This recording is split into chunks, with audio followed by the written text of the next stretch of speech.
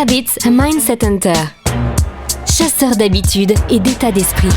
Cazador de hábitos y mentalidad.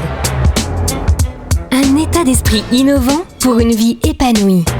Une émission de et avec Melika Badreddine.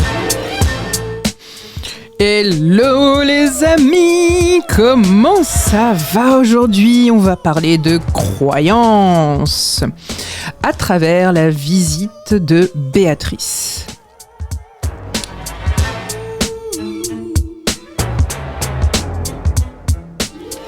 Alors Béatrice, 53 ans, vient me voir en me disant « Je me sens empêchée d'avancer. » D'ailleurs, elle a mal au genou, elle a mal au dos. Des problématiques qui l'amènent carrément à envisager de se faire opérer. Et donc, elle estime que vraiment, elle est empêchée dans sa vie. Et elle a ce sentiment depuis très longtemps. La première chose qu'on pourrait dire à Béatrice, c'est que dans son système de croyances, donc dans les pensées aussi qui la traversent, c'est en fait ce qu'on considère comme une vérité, elle estime, par définition, qu'elle est empêchée dans sa vie. 80% des croyances qui sont les nôtres ne nous appartiennent pas. Bon, 80% de ce que je crois vrai du monde m'a été transmis par les parents, les éducateurs, la culture, l'école, la société, les médias, et j'en passe. Et on écoute le grand nombre aussi. Et donc la question qui se pose, c'est les croyances que j'ai sur moi-même, sont-elles finalement positives ou pas? En ce qui concerne Béatrice, manifestement pas. Ce qu'il faut savoir, c'est qu'il y a 3 formes de croyances. Les croyances qu'on dit limitantes, ça va être de l'auto-sabotage. Les croyances ressources, qui, en prenant du temps et en mettant en place justement des rituels, des habitudes, vont me permettre d'avancer pas à pas et vont me permettre de progresser par étapes pour arriver à un résultat. Puis il y a aussi les croyances neutres qui servent un petit peu à rien, mais qui servent de décor, comme un coussin, une table ou un canapé. En gros, si elle est limitante, on se ferme des possibilités. Si elle est ressource, on s'ouvre des possibilités. Et la question qu'on doit se poser finalement, et c'est ce qu'on a invité justement à Béatrice à se poser comme question, c'est ces croyances-là, est-ce qu'elles lui permettent ou pas d'avancer? Et on constate bien que non. Quand elles sont limitantes, on ne s'autorise pas à être ou à faire quelque chose.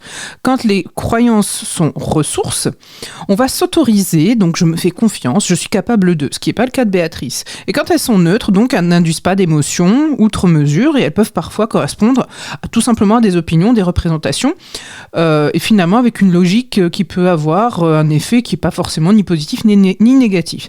Alors, justement, qu'est-ce que vous conseilleriez à Béatrice ? En ce qui me concerne, j'ai proposé à Béatrice, justement, de remonter dans son système et sa propre structure interne et d'aller voir un petit peu quelles étaient les sources de ces croyances-là et quelles ont été les injonctions qu'elle a reçues. En travail psychologique, en coaching ou en thérapie, on peut parler d'analyse transactionnelle et ça nous permet, par exemple, de travailler cette notion d'injonction. Les injonctions, c'est les drivers, les strokes qu'on peut recevoir quand on est petit, comme sois fort, fais vite, etc., qui nous permettent finalement de construire notre réalité. Et c'est en fait en comprenant que finalement Béatrice s'est construit une réalité mais qui n'est pas la réalité qu'elle s'est rendue compte qu'elle s'empêchait elle-même d'avancer. Le bon plan de Melika.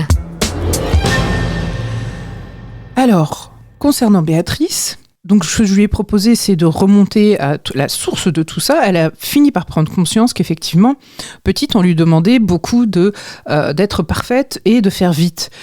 Ça l'a obligée à faire vite, mais pas forcément bien certaines choses, ce qui a augmenté son sentiment de frustration. Finalement, elle avait l'impression de ne rien faire de bien et de toujours faire plus et de devoir toujours faire plus.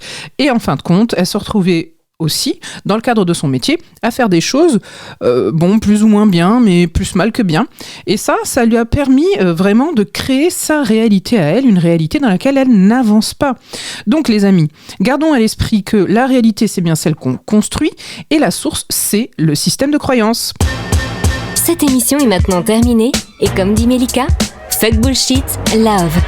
Retrouvez l'ensemble des podcasts de Melika sur toutes les bonnes plateformes de streaming. Infos, actu, formation, coaching, ouvrages sur melikabadreddine.com.